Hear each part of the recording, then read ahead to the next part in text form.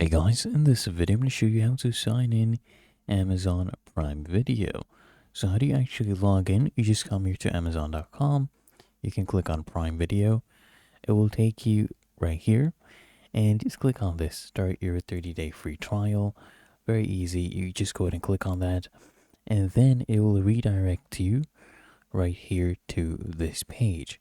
And what we're going to be doing here, we are just going to sign in with our Amazon account that you have, then enter your password. So as you can see, I'm currently signing in.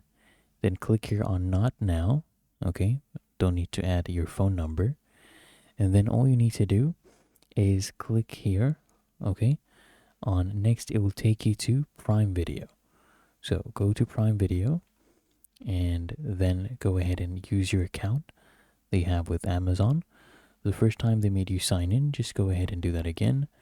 And now we're actually going to Prime Video itself.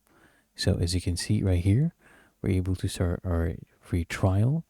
So they'll ask you to go ahead and add your payment method. You can add that as well if you would like to do so. Really that easy. If you found this helpful, make sure you smash the like button, subscribe to App Mentor.